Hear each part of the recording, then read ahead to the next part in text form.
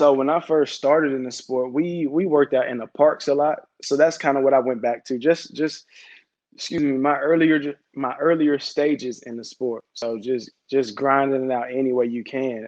You don't necessarily need all this fancy equipment to be great. You know what I'm saying? It's when you take the time to study the greats, I guess you could say, they didn't necessarily rely on that. They didn't rely on. I mean, even if you're in high school, right? You don't rely on like your college's weight room and all that. You just go get it in how you can. And so that's the mentality that I had to come into the rest of the year with. Is once the training center out here was closed, it was tough getting access to a track or a weight room anywhere. So it's like, all right, well, what can I do? I don't necessarily need to land right now. So let me just go bound up a hill. Let me go run up a hill. If I do need to land somewhere, then shoot, let's make a soft pile somewhere, or we could find a mattress, or maybe we can sneak onto somebody's track, jump a fence, and then do some landing drills in the sand pit somewhere, or on a mat. So it was just really just being creative. I think this time allowed for us athletes and just anybody to be creative. It's a lot of people that's not in work right now. This is the time to be creative and do what you want to do. You know what I'm saying? Everybody got their own dreams and aspirations, but are you going to take the time to actually go after it, or just keep talking about it? So How do you think this opportunity to be creative, kind of, it sounds like, go back to your roots a little bit? How do you think that's going to help you in your pursuit of making the games and making that team in 2021? because I'm a believe that everything I'm doing is going towards the end goal. We talk daily, my lady and myself, or even like just my study group. We'll talk about how we can pray or we can ask for something, and you can believe for it.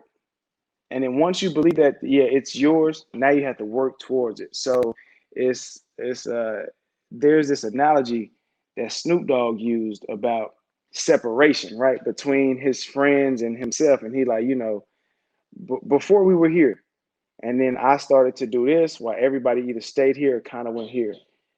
Since I ascended and elevated, it's not my job to go back and close this gap.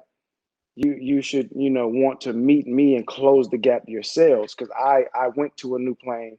I'm showing you how it's done. All you got to do is do the same thing. And so this time it allowed me to do all of that. Now I see the goal. The goal is the Olympics. It got pushed a little further. Cool. So now that it's a little further, I have a little more work to get back close to that goal again. So it's just all just how I viewed it all, and that's how I view it everything. And again, it allowed me more time to be creative. I do music as well.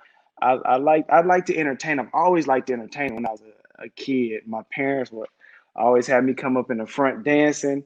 You know what I'm saying? It could be like little talent shows, singing, rapping, whatever it was. And so that's also giving me that time to do that as well. Just create, create, create. Because at the end of it all, I will receive what I put into it. So, With right. that in mind, what do you need to do more of over this next period of time to solidify your spot? It seemed like you felt like you were a shoo-in already, but how do you solidify that spot even more now, understanding that you still have a few months to wait? Just keep proving to myself that I'm doing what's right. So anytime, like with my training, like again with the goodness hour, if people are coming, if they keep signing up for the classes, I know I'm doing what I'm supposed to do.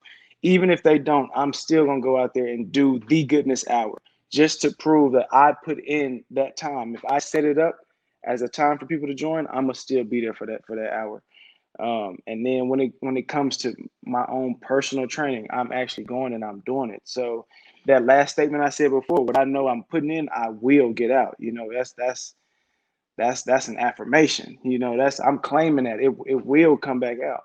Um, so I mean that's really about it. Like, I just believe in what I'm doing for my goals, for myself. So whether or not it plays out the way I want it to, somehow I'm still gonna win.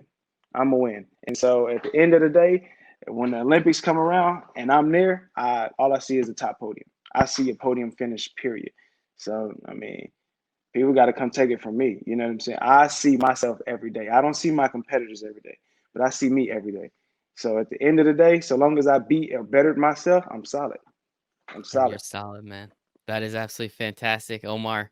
Love the inspiration, love the motivation. Appreciate the hell out of you, and excited to see you on that podium come Tokyo 100. 2021. We had Omar Craddock here with us, Team USA track and field athlete on the triple jump, 3-time national champ at Florida. Give me Say another that. Gator chomp. Say that. Say that. Let's get it. 3-time USA national champion, gold medal at the 2019 Pan American Games, and soon to be Olympic athlete. Omar, appreciate your time Now today, that's man. that talk. Yes, sir. I appreciate you now.